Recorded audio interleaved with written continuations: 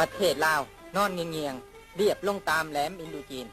เป็นเหมือนหูกดวงดอกจำปาท่วมไขกาบตั้งอยู่บนผืนแผ่นดินเขตแคว้นอาเซียคเนย์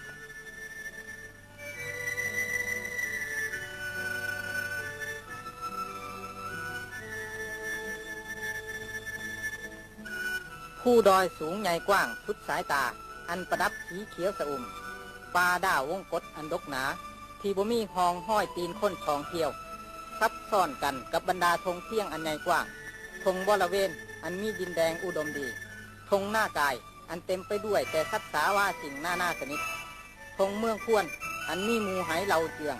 เป็นห้องห้อยวัฒนธรรมสมัยดึกดำบรรพ์นั่นแม่นภาพธรรมชาติที่สวยเสริมให้ประเทศลาวมีสีทรงจำเพาะอันสวยงามและขึมขาม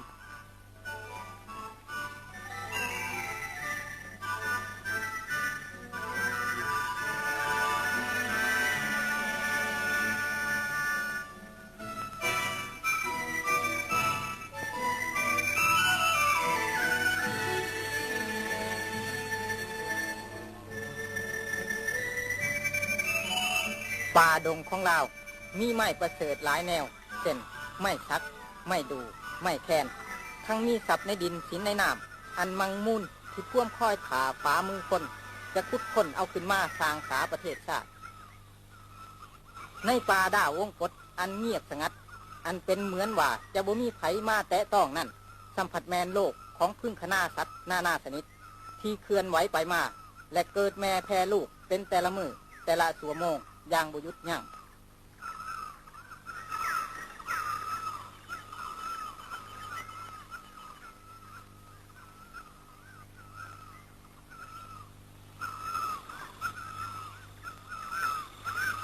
เมื่อก่อนนี้ประเทศลาวเคยมีชื่อว่าประเทศล้านซาก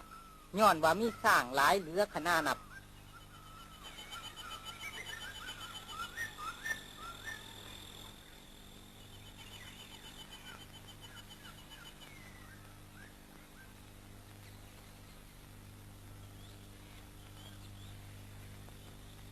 หญ้าป่าดอกไม้ป่าซอหินน้ำตกตาดเหล่านั้นล้วนแต่ประกอบส่วนเขาย่องเสริมสวยให้แก่บ้านเมืองลาว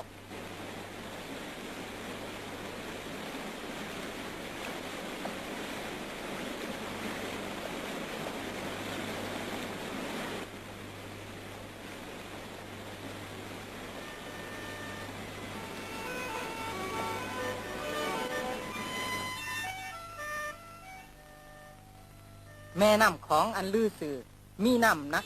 ย้อนคุณตมพร้อมทั้ง13ลำหองห่วยสาขาได้นำเอาสายน้ำอันมีรสหวานแล่นไปมาประดุจดังสายเลือดทรงเลือดไปรอเลี้ยงตัวคนเพิ่มทวีบ่อเกิดแหนแกนกำลังของเราที่มีอยู่แล้วให้มั่งมุ่นขึ้นตื่นอีก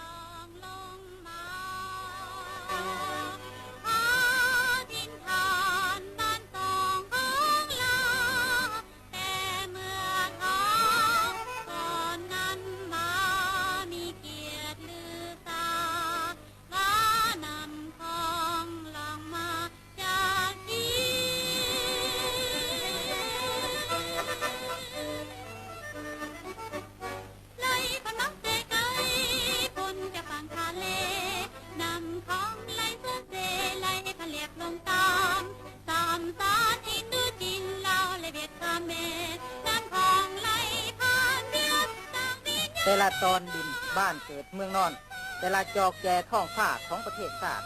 ตั้งแต่ทาน้ำอันชุ่มเย็นไปหอดพกน้ำตำเขาซึกตักบ่หูเช่าอยู่แคมฟังห่วยอันเงียบสงัดแต่ละคดน้ำอันใสซองและขุ่นเวินเหล่านั้นล้วนแต่เป็นรูปภาพอันสวยงามสดชื่นและติดพันกับชีวิตการเป็นอยู่ของคนเฮา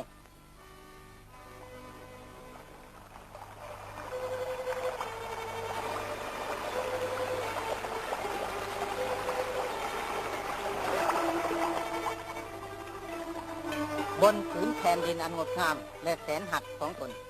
อาศัยแรงงานและสองฝ่ามืออันดุมันและกล้าแข็งของตนประชาชนลาวได้สร้างสาให้ตนมีชีวิตอันอบอุ่นและอิ่มหนำสำราญ เ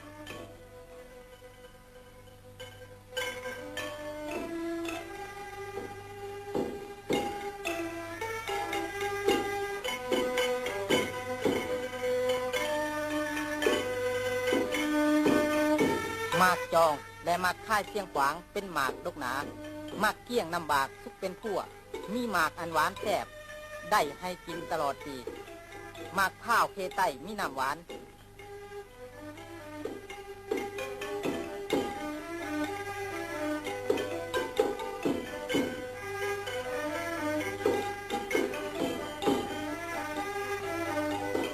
กาเฟ่และหญ้าดูดบริเวณหอมนัวปลามักแหนงสีเขียวเหลืองงามตา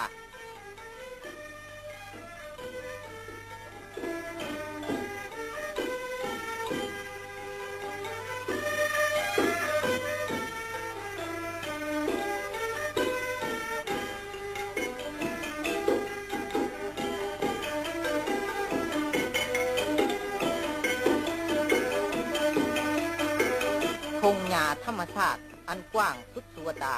เป็นสิ่งทางความหวังอันงดงามหลายที่สุดให้แก่ผู้มีวิชาทางเลี้ยงสัตว์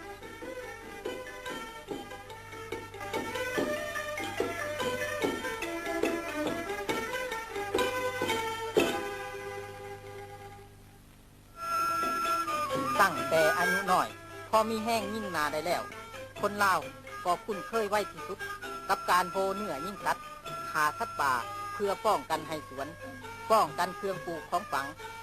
ดังนั้นพระเจ้าจึงมีเครื่องป่าของดงอันมีขาเป็นง่าสร้างหนังสัตว์เขากวาง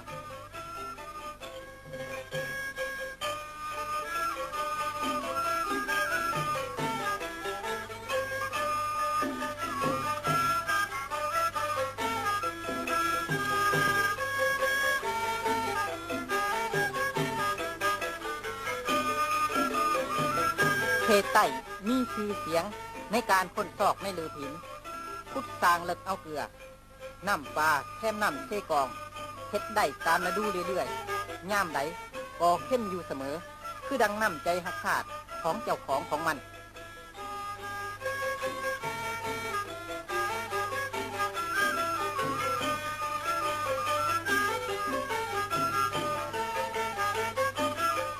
เกลืออันนี้จะลงเพื่อไปตามสายน้ำเอาความเข้มของตนไปแผ่ผายทั่วทุกบ่อน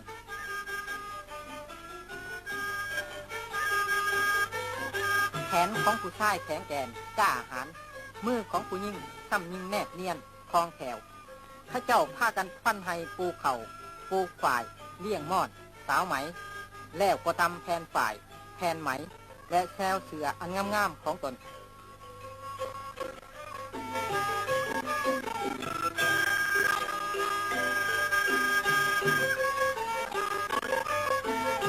ด้วยมืออันแนบเนียนของข้าเจ้านั้นข้าเจ้ายังปั้นหมอปั้นถวยด้วยดินดาบแมนว่าจะยังบ่งามปานใดก็ตามมันก็พอใส่ได้และมีเพียงพอกับความต้องการของแต่ละท้องถิ่นทางศิลปะได้ทุ่มเรือเท่แห้งหลายคลองแถวขีดแต่ละเส้นย่องให้แก่สิ่งของต่างๆจนเป็นรูปทางอันงามตาวิชาศิลปะในการหล่อตีเงินคำและพัดแต้มของศาสตร์ได้แพร่ผายมาตั้งแต่บูหาการนั่นแมนก้อนขึ้นอันประเสริฐเลิศล้ำของศาสตร์เฮาตั้งแต่แปรวัดลงไปถึงจำหินพวกเฮาเคยชอบเห็นอยู่พื้นไข่เท่าที่ห่อหุ้มมาตั้งหลายปียังมีเครื่องผัดฟอกลวดลายเส้นแทนพระประตูวัดหรือมีตัวหนังสือเขียนใส่หินแดงแปลเป็นเจ้าฟ้างมสุริยะวงศาแสดงว่าในดินแดนบ้านเมืองของเฮายังคงรักษาห้องห้อยวัฒนธรรมอันเก่าแก่ของศาสตร์ไว้ได้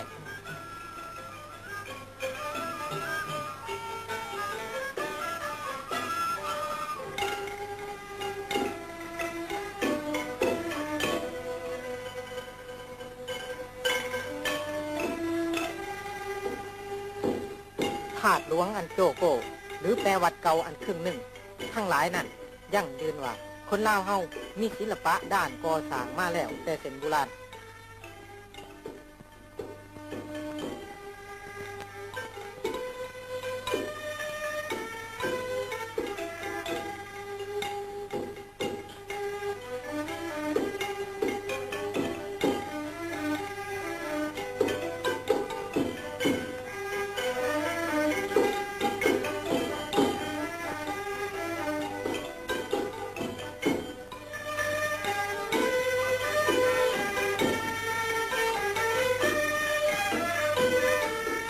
ตลอด12เดือนของปีหนึ่ง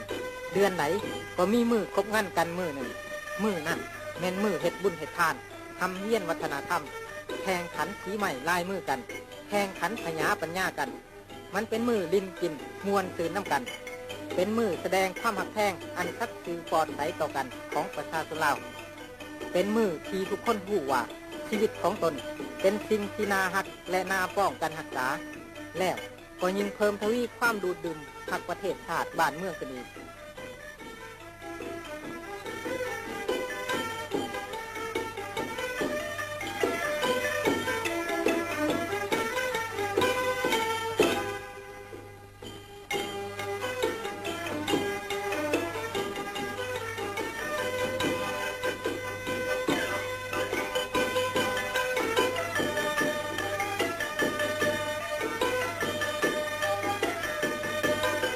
แม่นไถไปไกลบ้านไกลเมืองจะบอกคิดถึงเสียงแคนอันปลอมเสียงลำในป่างันเสียงคุยที่แหกอากาศมาตามลมในย่ามดึกสงัดเสียงทับของนางสาวที่ส่งออกมาจากสวนมอนย่ามแรงๆเสียงลำเตยและลำลองของบ่าวสาวที่ลองเพื่อลงมาตามแคมน้ำของแม่น้ำของนาน้ำบทุนเวิร์นคือเก่าแล้วกำปั้นปักทุ่งสามสีบรรทุกอาวุธอันเป็นอันตรายแก่ประชาชนลาวได้มาหอดแล้วเพื่อนกงศูนย์ฝรั่งผู้ตำอิดอยู่บนแผ่นดินเมืองหลวงพะบางมันแมนแอกแห่งการครอบครองกดขี่อนาโหดถ่ายได้มาเต็งใส่ข้อประชาชนลาวแล้วตั้งแต่เดือน4 ปี 1893ประชาชนลาวต้องมีชีวิตอยู่อย่างงัวควายเจ็บใจปานได้ยินเสียงสีกโซมัดขาอยู่ในขุกสับในดินสินในน้ำอันหังมีของลาวจะได้เอาไปเลี้ยงแต่พวกลูกหลานครอบครองจนที่ปันหมูตอนของสักการะบูชาแม่ยิ่งนั่งสาวผู้ดีงามสิ่งของอันดีงามจะได้ไปเป็นของลินมวลใจของพวกมันน้ำตาของคนลาวจะไปเป็นสิ่งบำรุงความมวลตื่นของพวกมันประชาชนลาวเด็ดขาดจะบ่ยอมเป็นขี้ขาของชาติอื่นประชาชนลาวได้ลุกขึ้นต่อสู่กู้ชาติมาตั้งหลายเสือการลุกขึ้นขององค์แก้วกรมดำได้แก่เง่ามาถึงเข้าหาปีแมนมือไผได้ผลเง่าจนแหลมคมแมนมือไผได้เล้าลูกนาจนแหลมแมนมือของนักกู้ชาติยังอยู่นี่พอหนูพอแดงคู่หนึ่งอายุ9 ปีคู่หนึ่ง79 ปีตัวคนเฒ่าแก่เครือแห้งอ่อนแต่น้ำใจหักชาติยังพดเดือดอยู่เว้าถึงเรื่องเก่าเรื่องปางก่อนปางต่อต้านศัตรูผู้ลุกล้ำชาติลาวพอทั้งสองได้เตือนลูกหลานให้อดทนกล้าหาญต่อสู่จักรพรรดิอเมริกาเพื่อกู้ชาติ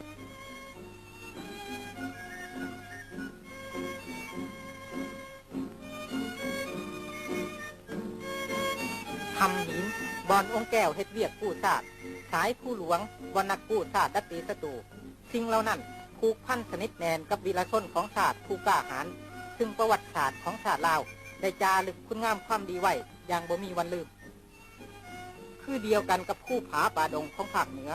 คู่พางและคุณงามความดีของเจ้าฝ่าปัจจัยและนักกู้ชาติลาวสูง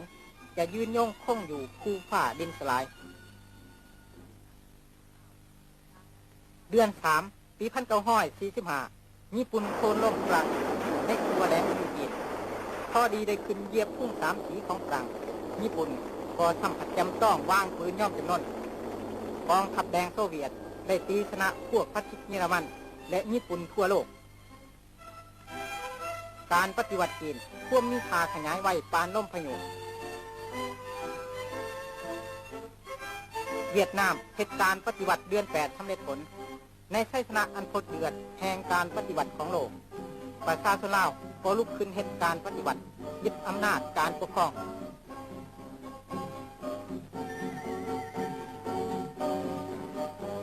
วันที่12 ตุลาปี 1945ประเทศลาวประกาศเอกราชจะตั้งรัฐบาลชั่วข้าวขึ้นโดยแมนเสด็จเพชรราชเป็นหัวหน้าเสด็จเจ้าสุพรรณวงศ์ผู้นำอันแสงหักของพวกเฮาได้เป็นรัฐมนตรีกระทรวงการต่างประเทศอำนาจการปกครองปฏิวัติยังอ่อนน้อยกำลังมหาชน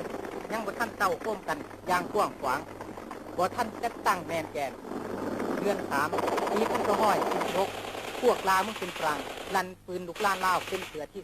2พวกมันตั้งใจจะยั่นการปฏิวัติลาว ให้จมลงในทะเลเลือดต่อหน้ากำลังของศัตรูที่บุกโจมตีอย่างเนื่องนั่นรัฐบาลทัวข้าวได้อพยพความไปอยู่ประเทศไทยส่วนบรรดากำลังที่หักษาบรรดานักรบปฏิวัตินั้นหลังจากได้สู้รบอย่างดุเดือดอยู่ตามตัวเมืองหลายครั้งแล้วก็ได้ถอนออกไปอยู่ตามเขตบ้านนอกและผู้ดอย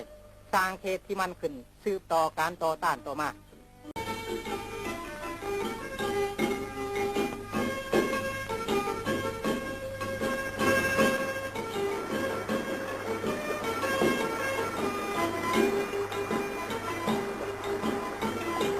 ผาป่าดงอันสูงใหญ่กว้างของแฝงตำเหนือ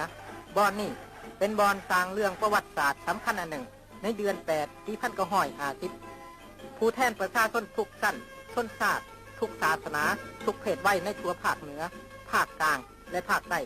ได้ความผู้ผาป่าดงและความแม่น้ำลำเซ่มาห่วมกองประชุมใหญ่เลือกตั้งคณะกรรมการศูนย์กลางแนวลาวอิสระ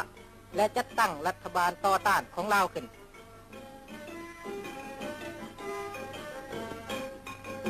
คำเรียกห้องของรัฐบาลลาวต่อต้านเรียกเอิ้นให้กู้ชาติยิงดังก้องออกไปไกลทุ่งแห่งการปฏิวัติยิงปิวสะบัดขึ้นสูง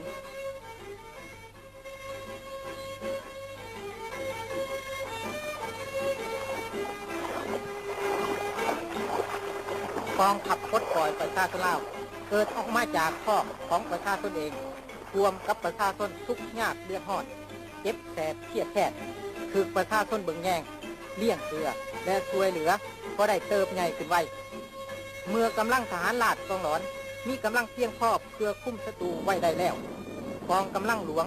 ก้าวเข้าก้าวร่วมถึงผู้รบศัตรูเป็นขนาดใหญ่ในบั้นลบฤดูหนาวต่อฤดูบานใหม่ปี1953 1954กองทัพปลดปล่อยประชาชนลาวพร้อมกันกับกองอาสาสมัครเวียดนามอันเป็นสัญลักษณ์แห่งความสามัคคีแน่นแฟ้นระหว่างลาวกับเวียดนามได้เปิดบั้นรบเข้าภาคเหนือภาคกลางและภาคใต้ทำลายทหารฝรั่งผู้ลุกรานศัตรูร่วมของชาติทั้งสองข่าวชัยชนะของการรบได้พดเพื่อนขึ้นพดข่ายศัตรูคือทบถอนออกเป็นจริงเป็นตอน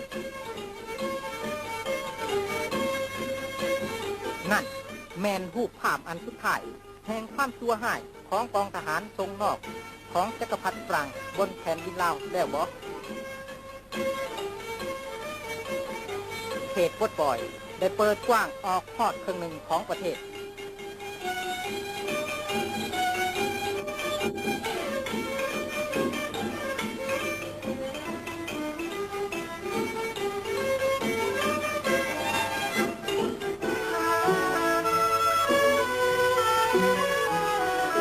การทำเยี่ยนทฤษฎีเคยเหตุติดพันกับการผลิตผลตัวจริงนักศึกษาโรงเรียนกสิกรรมชั้นมัธยมนี่แมนแกนแนววิทยาศาสตร์ต่อไปนี่จะได้เอาไปกล้าใส่บอลต่างๆประกอบส่วนเขาเหตุให้ผลผลิตของการปลูกฝังในเขตปลดปล่อยเพิ่มทวีสูงขึ้นอย่างประยุทธ์ยั่ง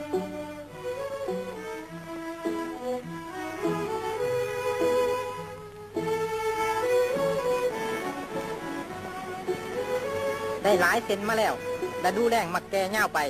ดินหน้าแตกเขิบเป็นห้างเขียดมาบัดนี้ย้อนความพยายามของพวกเฮาและย้อนการซอยเหลืออันจริงใจของไอ้น้องผู้เชี่ยวชาญเวียดนาม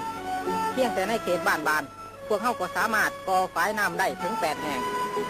มีน้ำแล้วเรื่องจะเห็ดหน้าแซงก็บ่เป็นเรื่องยากและหึงนานอีกแล้ว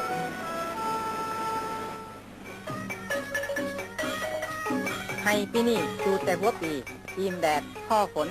พวกเฮาทอเกลือเทแห้งลงหลายให้นี่จะต้องเอาเขาห่วงหนาสาลีเม็ดใหญ่มาให้พวกเฮามีชัยชนะในฤดูเพิ่มพูนผลิตผลหากลุ่มตนเองนี่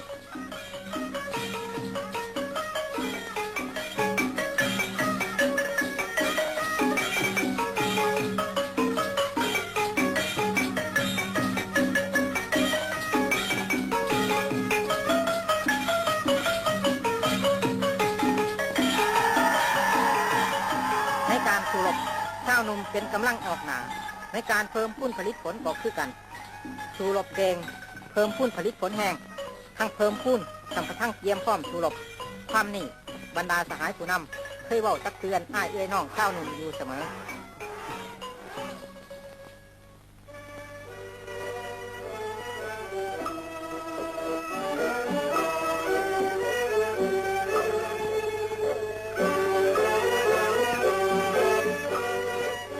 ระดับการครองชีพในเขตปลดปล่อยปรากฏว่าเปลี่ยนแปลงไปนำทุกมือทุกชั่วโมง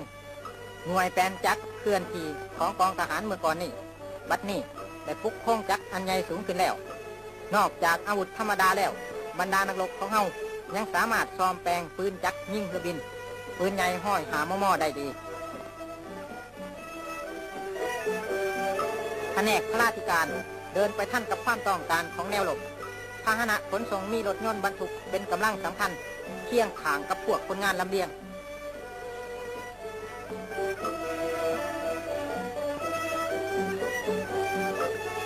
บ่ว่าโมงพักโมงนอนบ่ว่ากลางวันกันผู้ใดก็ออกแห้งเฮ็ดให้โมงตายของรถสั่นเข่าเพื่อขนเอาสิ่งของลูกปืนขึ้นไปแนวหน้าหลายขึ้นเติม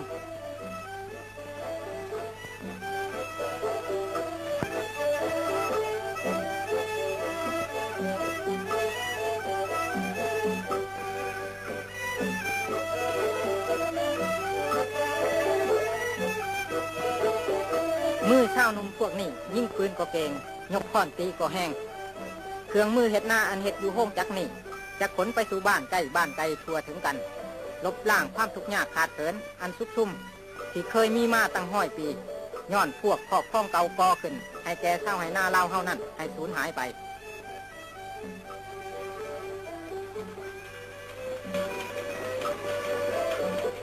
นางสาวสมัยนี้กบฏทอดถอยต่อนาทีตำหูกเครื่องจักรอยู่ที่ห้องตำหูกในเขตปลดปล่อย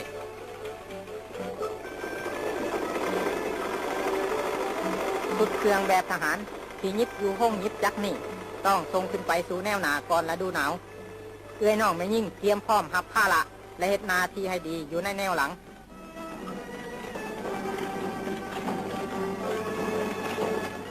ในขอบขวนตัวหนังสือหน้าหนังสือพิมพ์หรือหน้าปึ้มอ่านอันใสสะอาดนี่เป็นเหมือนว่าพวกเขายังมองเห็นทองห้อยมูลเสือของพิมพ์เก่าแต่เมื่อพวกเขายังใส่แผ่นดินดากและก้อนหินแรงพิมพ์ใบปลิวและคำเรียกห้องต่อต้านแต่ปางก่อน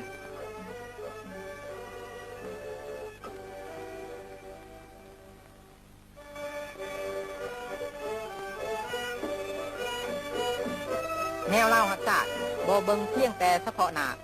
แต่ยังเบิ่งไปในอนาคตอันยาวไกลเอาใจใส่การศึกษาอีกด้วย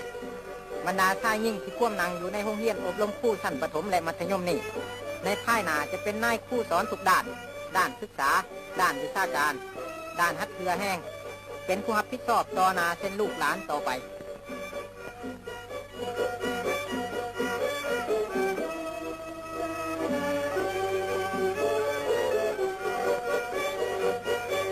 ต้นชาติล่าวสูงได้มีตัวหนังสือแล้วความสำเร็จของการค้นคว้าตัวหนังสือนี่เป็นความชื่นชมอันใหญ่มาให้แก่แทบผู้ดอยพวกเฮา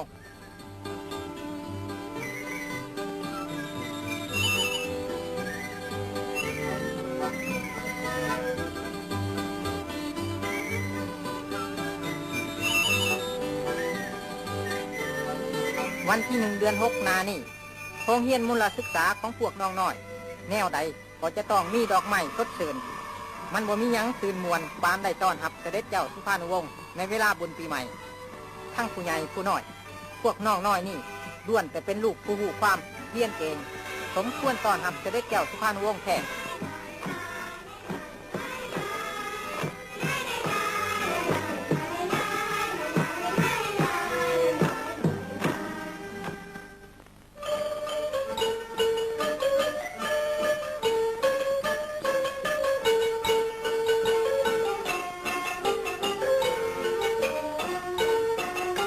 ในการต่อต้านยาวนานลำบากแต่เด็ดขาดมีไส้นี่บรรดาพนักงานฝ่ายแพทย์และประกอบส่วนอันเหมาะสมของตนเขาเฮ็ดให้กำลังแห้งสู่รบและกำลังแห้งเพิ่มพูนผลิตผลของประชาชนเพิ่มทวีขึ้นเที่ยงทางข้าเจ้านั่นมีรูปทางพนักงานแพทย์เวียดนามนั่นแมนสิ่งหนึ่งในหมื่นในแสนสิ่งที่ผูกแนนมิตรภาพลาวเวียด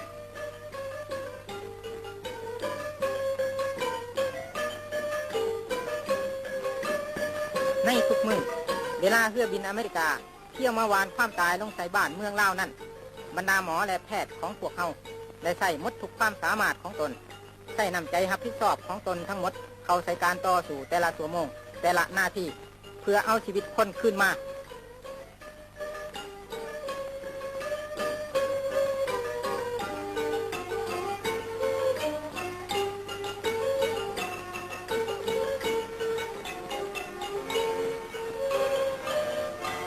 ความสามัคคีและจิตใจกล้าแข็งปานเล็กของประชาชนลาว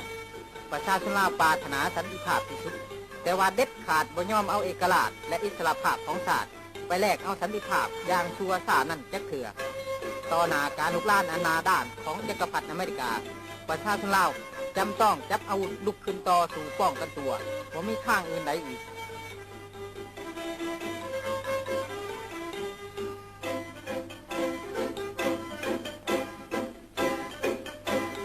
ตั้งแต่คงเที่ยงไปถึงผู้ดอยสูง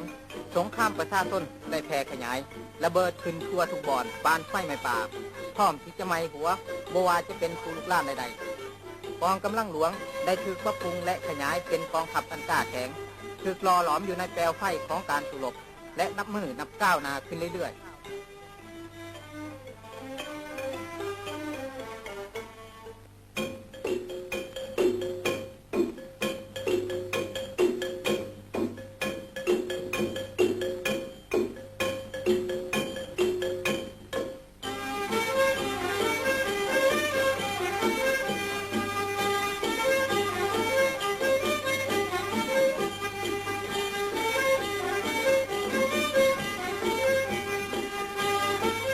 การนำผ้าอันฉลาดส่องใสเป็นมิงขวัญอันแหลมคมของคณะตั้งแต่กองบัญชาการสูงสุดแนวทางการทหารปฏิวัติทิศทางยุทธศาสตร์และยุทธวิธีอันถูกต้องรอบด้านลงถึงกองบัญชาการเขตพนักงานบัญชาแต่ละกองมันบ่เพียงแต่รับประกันชัยชนะให้การรบแต่ละครั้งเท่านั้น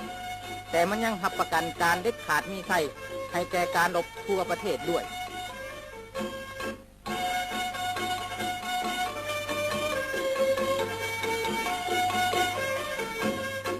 ตามหลักการเสมอภาคเพื่อจิตประสงค์อันเดียวที่จะเอาชนะจักรพรรดิอเมริกาปกปักรักษาเอกราชของชาติทั้งสองกำลังกองทัพปลดปล่อยประชาชนลาวและกำลังเป็นการพิทักษ์ชาติผูกสัมพันธ์กัน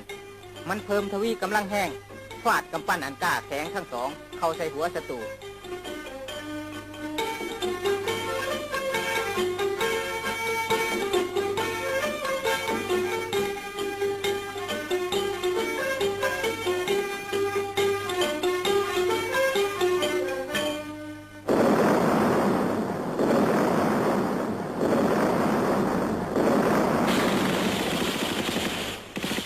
ความจริงในสนามรบแมนคำตอบอันแข็งปานเล็กของพวกเขาให้แก่จักรพรรดิอเมริกาผู้ดื้อด้านลุกลาน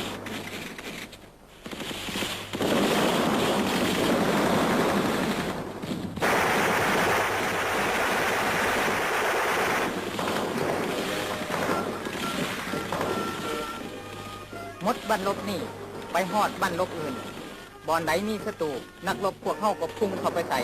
เฮ็ดให้บ้านเมืองอุ่นเดียนรักษาเขตปลดปล่อยให้มันคง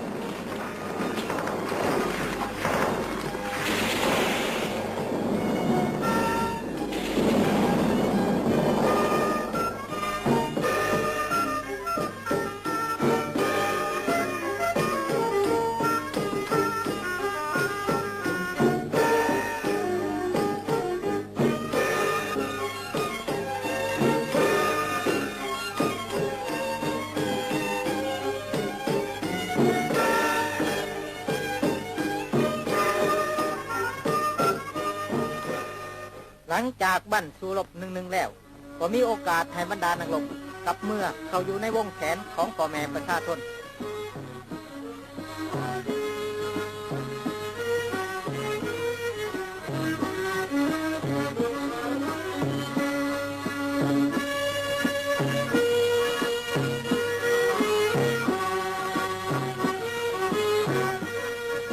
พวงดอกไม้อันสดชื่นสวยงามนี่น้องขอมอบเป็นการชมเชยคุณความดีของพวกอ้าย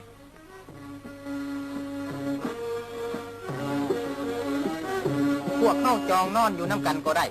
ฟ้อนล่ำไปตลอดขึ้นจนแจ้งเสิร์ชสู้ให้ข่าวไสสนะปงปีบินเพ่นไปไกลให้ศัตรูได้ยินเสียงล่ำของพวกเข้าจนเจ็บหัวและเส้นญาติพวกอ้ายจงหับเอาหมักข้าวอันมีน้ำหวานนี่ให้ความหักแพงระหว่างประชาชนกับทหารหวานขึ้นเติมเฮ็ดให้มือมวนคืนนี่ไปน้ำอ้ายหอดจอมผู้สูง ข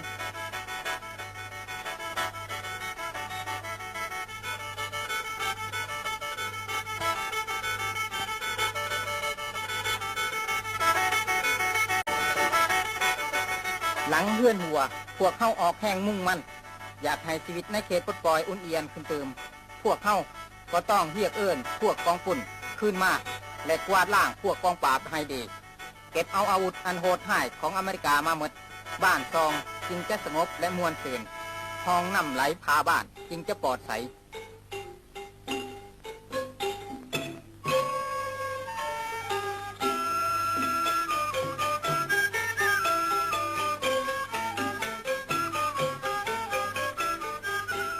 เมื่อแนวหลังเห็นการเป็นอยู่ของประชาชนเต็มไปแต่ความลื่นเคยหักแพงนักรบ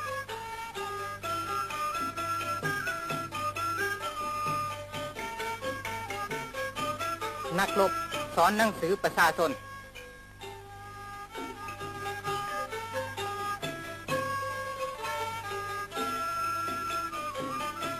ควมกับประชาชนเฮ็ดเวียกอนามัย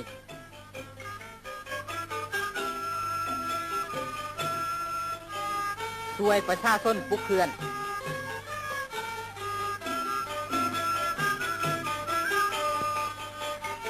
นี่แกนกองทหารของประชาชน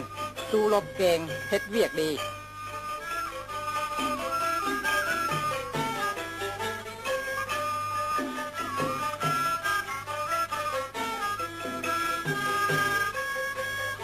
ขั่วไฮบอแคมหน้าบอนักรบเคยหู้เคยลืมดีปานนกยุงเคยหากินน้ำป่าปานกวางฟ้านลื่นพ้นทางลงกินน้ำ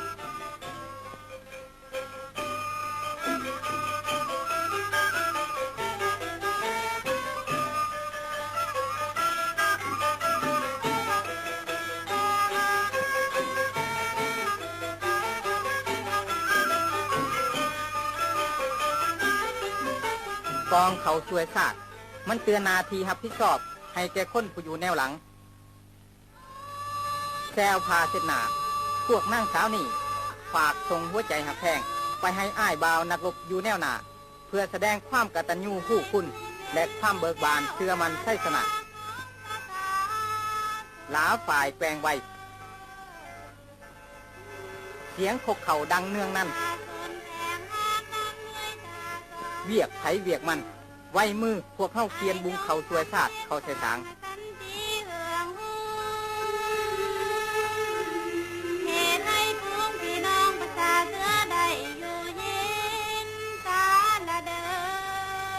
ไว้ตีนพวกเข้าแลนท่านจังหวะของนักรบที่ออกไปสู่แนวหน้า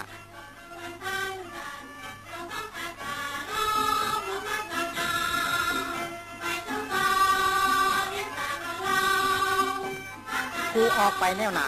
แมนไปปกปักรักษาและดูบานรักษางาดอกค่ายสีอ่อนอยู่หัวบ้านและดอกบานสีขาวอยู่แคมสวนแต่ก่อนเวลาดอกบานขาวเต็มป่าคนก็อึดเขาหน้าม่านขาวเต็มบ้านเดี๋ยวนี้ดอกบานบานขึ้นเขาหน้าแซงก็ปงเขียวเต็มทุ่งนา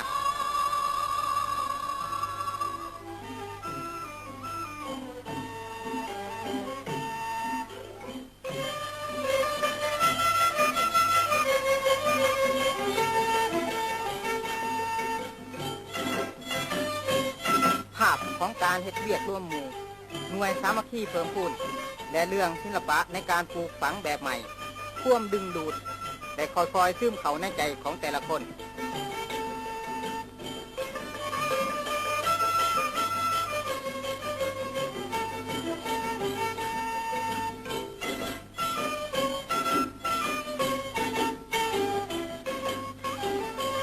เสด็จเจ้าสุภานุวงศ์มายามประชาชนบ้านเชียงแม่นเฮ็ดหน้าแซง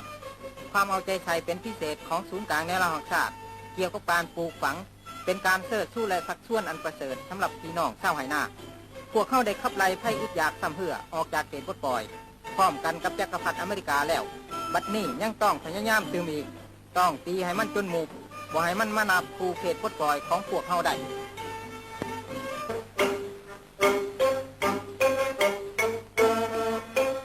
ในเขตปลดปล่อยนี่บอนใดมีชีวิตบอนนั่นก็มีความมวลซื่นบทกลอนลำแบบพ่อนชนชาติแต่นำเอาความหักใครอันสดซื่นมาสู่นักรบในแนวหน้านำเอาความเพลิดเพลินมวลซื่นมาสู่ชาวไหหน้าที่พ่วงเพิ่มพูนผลิตผล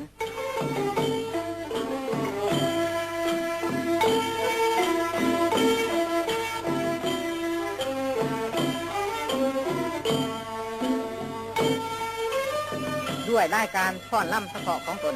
ของศิลปากรแนวเล่าหักศาสตร์แต่มาหอดพี่น้องเพื่อนฝูงต้นศาสตร์ไอ้น้องแต่ดูดึงเอาได้ความมาแข่งอันดี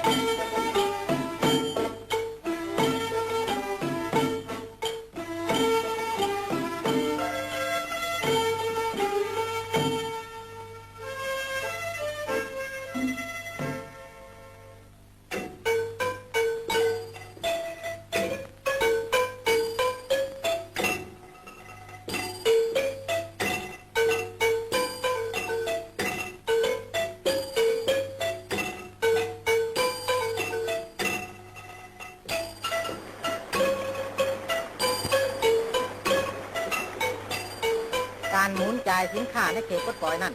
นอกจากความหมายด้านเศรษฐกิจแล้วมันยังช่วยเฮ็ดให้ผูกแนนทงเที่ยงกับผู้ดอยผูกแนนความมาแท่งลื่นเคยระวังต้นศาสตร์ไอ้น้องทั้งหลายเข้าใส่กัน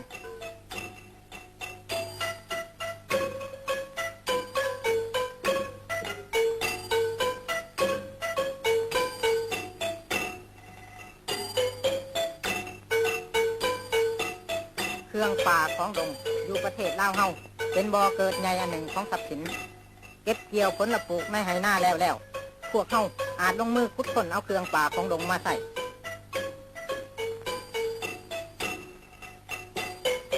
อยู่ตามห้างสหกรณ์การแลกเปลี่ยนสินค้ามีกองสินค้าสำเร็จรูปเครื่องมือในครอบครัวเครื่องเฮ็ดหน้าอันดีและราคาถูก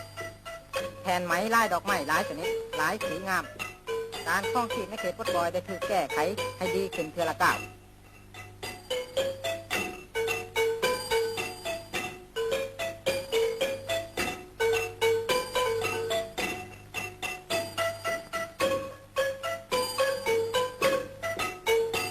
อาศัยการซอยเหลืออันจริงใจของประชาชนเวียดนามถนนหนทางในเขตปลดปล่อยได้เปิดกว้างเชื่อมติดกัน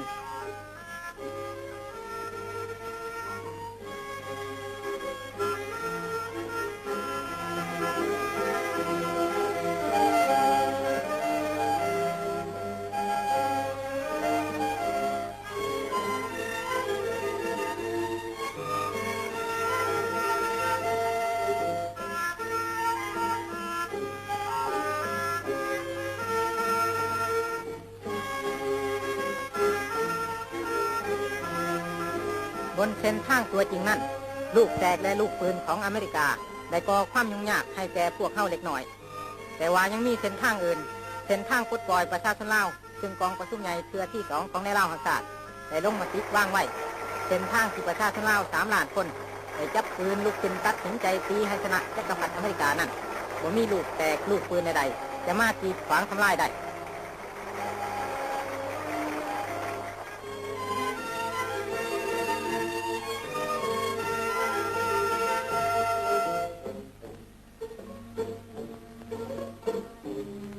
ในการสู้รบเพื่อประชาชนนั้นกองทหารและพนักงานยังได้เอาใจใส่ในการทำเยี่ยนการเมืองเชื่อมชุ่มชุกนโยบายแนวทางปฏิบัติ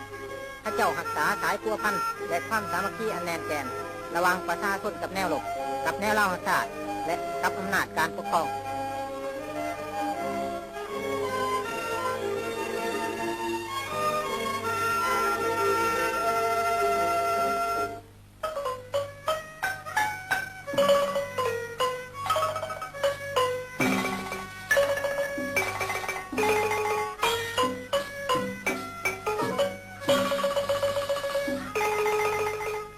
เสด็จเจ้าสุพรรณวงศ์เป็นตัวแทนให้แก่การพัวพันอันชนิดแน่นนั้นห้อมคางเสด็จแมนมดทั้งแนวโฮมสามัคคีต้านอเมริกาเคลื่อนไหวแห้งปานตาดน้ำอันบยุทธ์ยั่งและบ่สั่นสะเทือน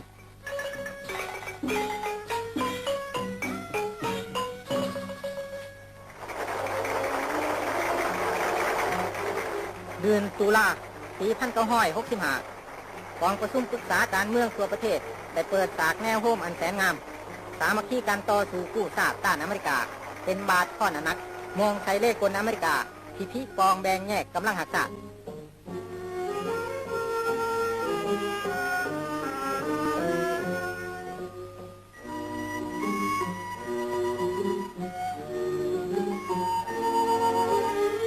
ในการสู้รบอันดุเดือดนี่พวกเขาจับปืนยิงดับศูนย์อเมริกาและลูกมือในสนามรบและอีกด้านหนึ่งพวกเขาก็ใช้เสียงเว้าของตนความเว้าอันเป็นธรรมนั่นบ่เพียงแต่จำกัดอยู่ในตัวหนังสือและหน้ากระดาษเท่านั้นพวกเขายังใส่ขนาดคืนของวิทยุกระจายเสียงกระจายไปทั่วประเทศขยายกว้างไปถึง5 ทวีป4 มหาสมุทรต้นไม้ในป่ากลายเป็นเสาสายอากาศทำหินเป็นสำนักงานบรรณาธิการและในเฮือนมุ่งหญ้าฝาไม้อันเฮ็ดง่ายๆนี่แต่ละมือแต่ละโมงจะกระจายเสียงเว้าอันเป็นธรรมเสียงเว้าของสัจธรรมของพวกเขาแม้จะเป็นชาติน้อยก็ตามอาศัยความสามัคคีอันแน่นแฟ้นของพวกเขาต่อสู่เพื่อเอกราชอันศักดิ์สิทธิ์ของประเทศชาติเด็ดขาดพวกเขาต้องชนะ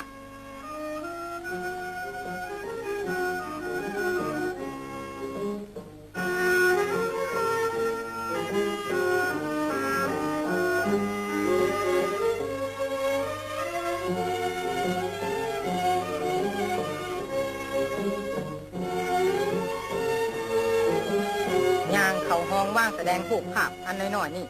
พวกเขาหู้สึกว่าพวกเขาพวกมีชีวิตอยู่ท่ามกลางมิตรภาพสากลอันกว้างใหญ่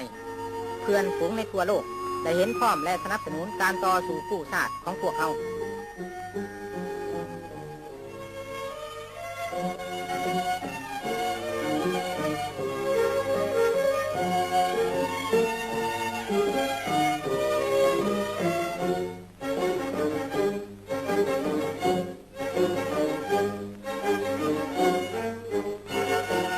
พร้อมยืนอยู่ในแนวหน้าต้านอเมริกาคือเดียวกันประชาชนเวียดนามทั้งภาคเหนือและภาคใต้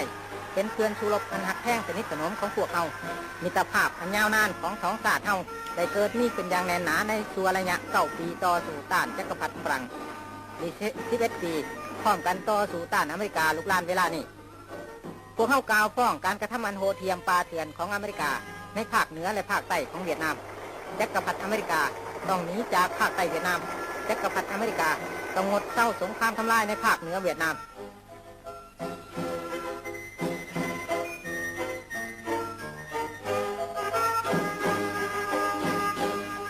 ในกองประชุมประชาชนอินโดจีนพวกเขาได้ประกอบส่วนเขาในไส้สนะได้บอกให้จักรพรรดิอเมริกาหู้ว่าประชาชนอินโดจีนจะปฏิญาณพร้อมกันตีดับศูนย์การกดขี่ข่มเหงของพวกมัน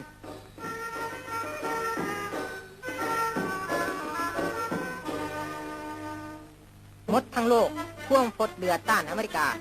ตั้งแต่เวียดนามไปถึงโดมินิกการต่อสู้กู้ชาติของประชาชนลาวพวกเขายังมีนาทีทุกนิ้วขบวนการต่อสู้ปฏิวัติปลดปล่อยชาติของประชาชนชาวอาเซียนแอฟริกาอเมริกาลาตินและขบวนการต่อสู้ปกปักรักษาสันติภาพในโลกอีกด้วย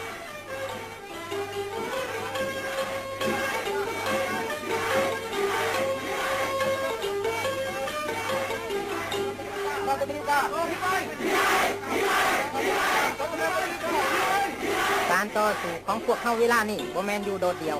พวกเขาเชื่อมันอย่างสุดใจก้าวขึ้นก้าวแห้งไปบนเส้นทางต่อสู้ภายใต้ทุ่งปฏิวัติ12 ตุลาอันสง่างาม